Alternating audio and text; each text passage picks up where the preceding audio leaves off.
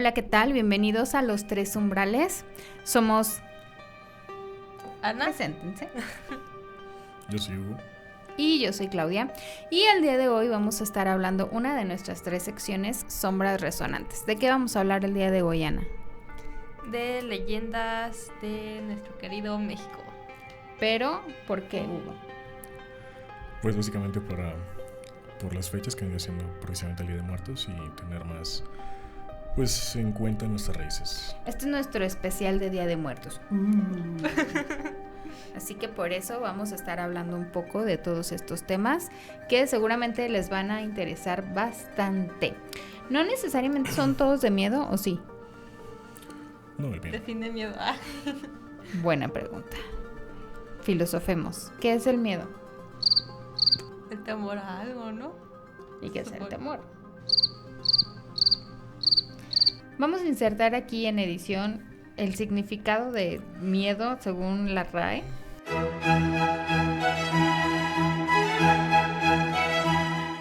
Pero bueno, entonces vamos a empezar hablando por el Día de Muertos. Fíjense que en este caso, no sé si ustedes han notado que aquí en México la manera en la que vemos a la muerte es muy distinta a como se ve en algunos otros lugares. Hay muchas culturas que también tienen como que no solo el respeto a la muerte, pero nosotros no nada más la respetamos, sino que además hacemos fiesta con ella, ¿no? ¿Qué opinan al respecto? Pues yo siento que es como bastante distintivo de nuestras culturas, a diferencia de los demás que nosotros lo vemos como una celebración, vaya que es, si es bien es triste por recordar pues o extrañar seres queridos que ya han fallecido, también es como una forma de recordarlos y tener en cuenta que es como una forma en la que podemos como no convivir tal cual como lo hacíamos antes, pero sí poder como pues mantener básicamente como un vínculo, vaya, por así decirlo. Justamente, eso es una de las cosas que yo les voy a comentar. Lo que viene siendo, bueno, empezamos a partir de los últimos días de octubre, que se empiezan a abrir los umbrales. Porque teníamos que hablar de los 3 umbrales. Entonces se empiezan a abrir los umbrales de acuerdo a las mascotas. ¿Sí habían escuchado eso? Que hay un día que vienen las mascotas, otro día que vienen los niños. Tuvo más revuelo recientemente. Ajá. Que otro día vienen los niños, que otro día vienen los adultos, otro día vienen los niños que no nacieron, etcétera. Sin embargo, aquí está más como conocido el día 1 y 2 de noviembre, que los vivos preparamos flores, velas, comida, no solamente para recordar, sino para recibir. Eso se me hace algo muy bonito, porque es como esta opción de decir, ok, desafortunadamente perdimos a alguien que ya no podemos tener aquí en vida, pero hay 2 días al año en los que podemos recibirlos otra vez, nos visitan, y esta idea de poder ponerles un altar, una ofrenda. ¿Ustedes ponen algún altar? Con Sí. mi abuelito. ¿Sí? Ponemos, a veces ni siquiera es como que el altar tal cual debería de ser, pero sí ponemos como que lo básico, ¿no? La velita, que viene siendo la luz que indica el camino, las flores para purificar, el agua. A veces, bueno, por ejemplo, acá nosotros ya no ponemos comida porque pues es como que hay que comérnosla, pero sí ponemos, bueno, aquí en Tonalá venden como comida pero de barro, así como en miniaturas.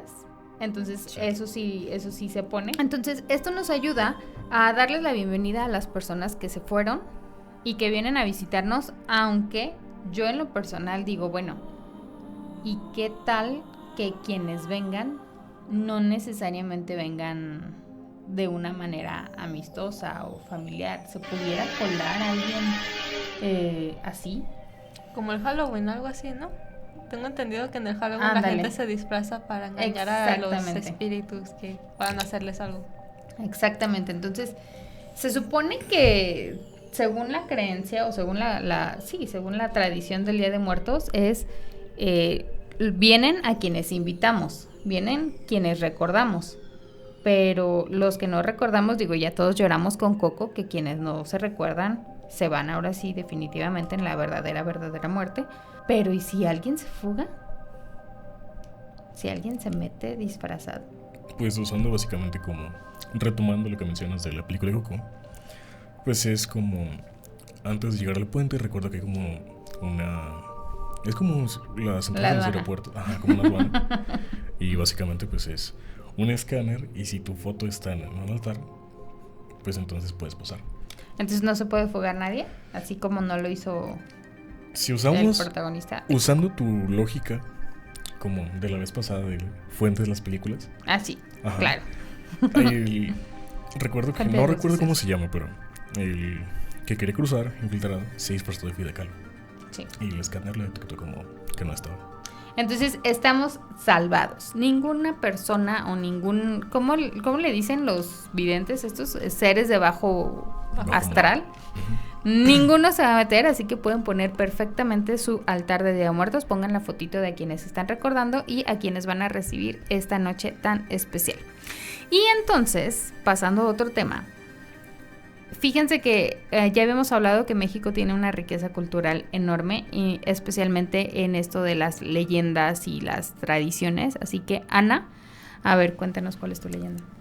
Mi leyenda es el árbol del vampiro. Está situada en el Panteón de Belén. Ya no es panteón como tal, es museo, la cual dice que durante el siglo XVIII, tengo entendido que es 1701 hasta 1800 por ahí aproximadamente, llega un extranjero de Europa acá, precisamente a Guadalajara, Don Jorge, pongámoslo así. Don.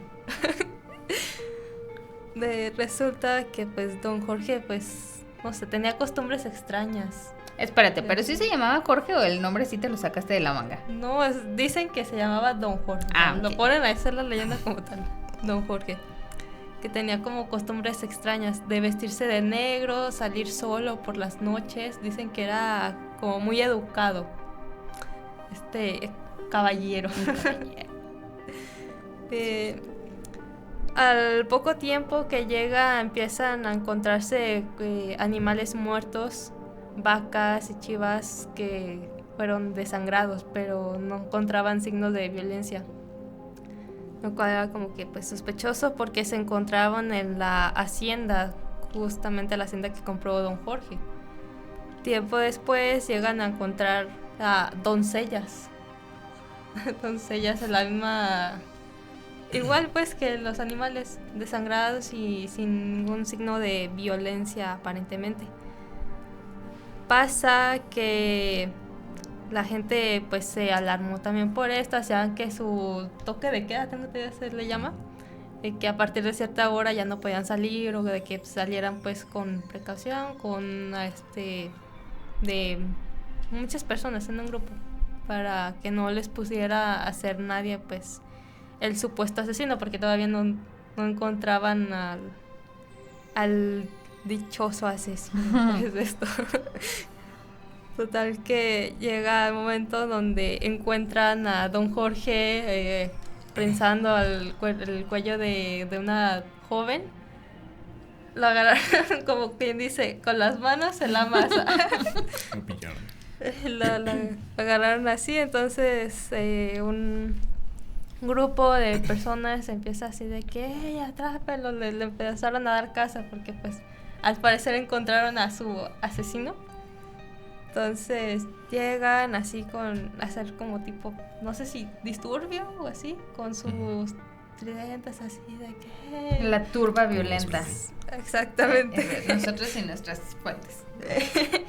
Llega la turba violenta, entonces de que tengo entendido, un sacerdote les comenta que pues al ser este tipo de especie, un vampiro, no es como que lo puedan notar así fácil y ya, ahí queda tirado. No es así. Tengo entendido que o era cortándole la cabeza del cuerpo, separándolos para que no se pudiera como regenerar, por así decirlo, o quemándolo y esparciendo sus cenizas a los diferentes lados, que al este, oeste y al norte. Y lo que terminan haciendo es empalándolo, le clavan una estaca al corazón, porque también esa era otra forma de acabar con su vida. Y pues al tiempo esta estaca empiezan a surgirle raíces, dando este árbol que todos conocemos en el panteón, Y dicen por ahí que el momento en el que ese árbol se caiga, va a surgir el vampiro a cobrar venganza por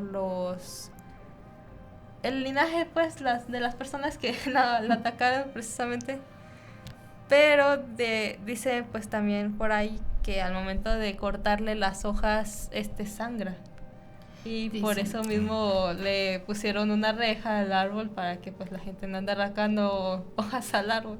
Sí, porque estuvo muy sonado. Digo, ustedes son unos pequeñuelos, pero en aquel tiempo, cuando yo visité el Panteón de Belén, tenía como 15 años, estamos hablando hace 20, y estaban empezando con la idea de cercarlo, porque sí llegaban con cúters y con palitos a lastimar al árbol. Y la verdad es que es impresionante cómo se ve toda la estructura. Continúa. De hecho, mi mamá se tomó fotos de boda allí. Es que está bien porque sí la padre. dejaron pasar y todo. Y pues al final no fue un vampiro.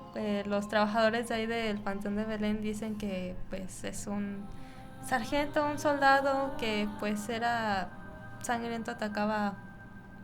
No era como que la persona más amigable que digamos. Pues, Pero pues como no tenían de otra, lo enterraron ahí, pues inventaron creo esta pues leyenda. Y Bueno, también pero ¿qué estaba haciendo don Jorge con la muchacha con la que lo agarraron? estaba así agarrado de ella, acá mordiéndole el cuello. Eso, Según eso. hasta ahorita tengo mis dudas de que efectivamente sea un vampiro. Eso no dice nada. De hecho hay una Hay enfermedad diferentes tipos de relacionada. Hay una enfermedad relacionada con los vampiros, la porfiria. Esa lo que hace es que el sol te haga daño, literalmente te quema. Además está esta otra, hemofilia, ¿se llama? Hematofilia, ¿no? Ay, es que... Las Es que parafilias. ustedes que no saben, nuestra querida amiga Ana está en el sector de ciencias de la salud, entonces esa terminología ella la conoce perfectamente. No, eso es por ocio. Rayos, eso es por ocio entonces. Pero sí, o sea que sí les gusta ese sabor, ¿no? De la Sí, sangre. es una parafilia en donde la persona tiene ese placer o fetiche. Creo que estaba entre que lo desangrara a alguien o también beberlo. O sea, están esas dos personas. Es como que ese match, ese complemento. Son el uno para el otro. o sea, como a la gente que le gusta la carne cruda. Exacto. Es difícil. A mí el sabor a sangre no me gusta, pero la idea del abrazo apasionado de un Jorge, ¿qué tiene de malo? A lo mejor Un caballero apuesto. era consensuado, yo no lo sé, era un caballero, era puesto, la muchacha se sintió muy cómoda, no sé, tengo mis dudas ahí. El Panteón de Belén es un ícono aquí en Guadalajara y de repente hacen los recorridos nocturnos. De hecho, creo que ya empezaron. ¿Otra a vez? A mí nunca me ha tocado ir en la noche. No sé si quisiera ir en la noche. ¿Ustedes han ido en la noche? No. No. ¿Tú sí conoces al Panteón de Belén? No, creo que no. Tú sí, ¿verdad? Sí, fui de hecho de excursión en la primaria y ahí me enfermé de varicela.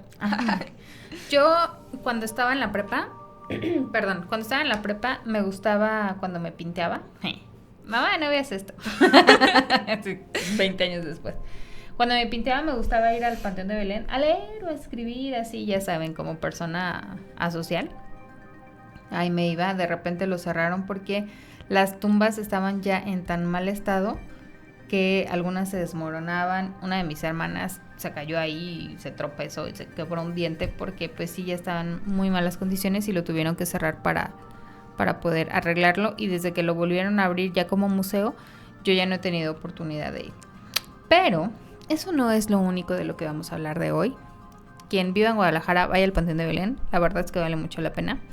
Pero además hay otra situación alusiva a las tradiciones mexicanas, ¿verdad? Bueno, lo mismo es básicamente sobre los nahuales. Y es que desde hace, pues, los pueblos antiguos y todavía, por ejemplo, ¿a poco no al ver un animal sentimos que hay algo que tenemos en común? Que son, ya sea instintos salvajes o tal vez una conexión que podemos como sentir ante estos animales. Y es básicamente como desde antes los pueblos antiguos tenían como una creencia de que todo es vida. Tal vez no se mueve, pero tienen como muy marcado el hecho de que las montañas tenían vida. Tenían los ríos, los lagos, cualquier cosa tenía vida. Ya que tienen como más que nada como si está ahí es porque está vivo. Todo tiene energía, ¿no? Así es. Y básicamente eso es como... Pues es básicamente la cosmovisión mesoamericana, vista de los pueblos. Y es que todo, como lo mencionas, todo tiene un espíritu, todo tiene energía. Y ahí es como entramos como una conexión del humano con la naturaleza. Que es que el ser humano no estaba por encima de la naturaleza, sino todo estaba dentro de ella. Formaba parte de un equilibrio. Y es ahí donde entran como básicamente el tonalí, que es la energía del nacimiento, que es una energía con la que nacías, definía tu carácter, y según las creencias de estos pueblos es que en base a este carácter y el destino te unía a un animal. Es como el signo zodiacal prácticamente. Algo así. Pero en la antigüedad los nahuales no era algo que fuera temido como es actualmente, o algo que fuera como una leyenda que sea aterradora, sino que básicamente antes el nahual se podía como, digamos, las personas que practicaban estos como ya sea como santuarios o estos rituales lo veían como dos formas de que podías como tratar de conectar con tu animal. Esta es la primera, que es de ya tal cual desde que naces hay el destino elige tu carácter y te proporciona un animal espiritual que es básicamente como, pues solo es como personalidad, por así decirlo. Pero la otra es que podrías como, no te convertías en él, sino que entrabas como en un trance, lo cual hacía que podías como, tal vez no en cuerpo, sino en espíritu, tenías como la, pues, habilidad, por así decirlo, de entrar en este animal. Y esto, las creencias era que lo usaban básicamente como para ayudar a otros, o como protección, y más que nada era como algo que se idolatraba, no era algo que fuera temido como tal, como pues lo vemos como ahora, que pues si ahora te dicen que es un nahual, pues obviamente lo relacionas con algo que es pues aterrador, güey. ¿Y en qué momento se hizo este cambio? Todo radica cuando los españoles llegan y empiezan como, pues todos sabemos que en la actualidad todavía algo que no es conocido es visto como malo. En ese entonces pasó lo mismo, que es básicamente, pues ellos venían con otras culturas o básicamente, digamos como cierto, pues no se podría decir como estilo de vida, sino más bien como, pues, podríamos referirnos que ellos estaban acostumbrados como más civilizados, por así decirlo. Entonces al ver a estos, ya sea los chamanes que veían cómo hacían sus rituales, sus santuarios y sus ofrendas a estos, básicamente lo veían como algo maligno, que según ellos era un pacto con el demonio o algo similar. Ya. Sí, pues tiene sentido. Mi mayor conocimiento de los nahuales tiene que ver con la película de la leyenda de la nahuala. Así que yo no sabía todo este rollo. Para mí los nahuales siempre han sido como algo de miedo, como no manches, una persona se convirtió en un animal. Pero me hace sentido con todo lo que hemos estudiado sobre las culturas prehispánicas, cómo respetaban la naturaleza y cómo aprovechaban todo esto. Entonces sí me hace sentido que era como que, ok, si yo tengo el espíritu o la bendición de un animal, poder utilizar esas ventajas o esas cualidades como una ventaja para en pro de, no necesariamente para succionar almas y comer y todo eso. Pero, ¿alguien ha visto alguna vez una web? No. No, ¿en tu investigación venían datos de personas que hayan visto alguna web? Pues sí venían como datos, pero a la vez como mencionar que básicamente fueron los españoles quienes, digamos que transformaron básicamente las creencias de es que realmente los nahuales era cualquier persona nacía con uno. Entonces era no como una religión como tal, pero sí era algo normal y era sagrado. Entonces básicamente los españoles lo que hicieron fue alternar todo esto y hacerlo todo lo contrario. Entonces, básicamente, yo me quise enfocar más que nada en que básicamente no es como todo tiene que ser aterrador, sino que las culturas como tal nació en que era algo normal. Y es como si ahorita, viéndolo como un tema general, la religión, digamos que la más común sea, por ejemplo, el catolicismo, que venga alguien y diga, es que ahora tú practicas eso, tú es lo contrario, tú tienes tales pactos con el demonio, tienes que, no sé, digamos que lo que estamos haciendo está mal. Y fue básicamente el cambio que tuvieron estos pueblos antiguos, que fue, ellos tenían sus creencias y era algo completamente normal y sagrado, era algo que todos tenían y nacían con él. Entonces al llegar estos, que hacen el cambio y digamos que distorsionan lo que vendrían siendo los nahuales, que es ahí cuando empieza como la creencia o simplemente como, digamos, la mala fama de que los nahuales y chamanes eran básicamente, pues en lugar de ayudar, lo distorsionaron a hacer lo contrario, que era que solo eran personas que afectaban y hacían uso del mal. Wow. Me recuerda un poco a justamente también los aluches. ¿Sí habían escuchado de los aluches? Me suena.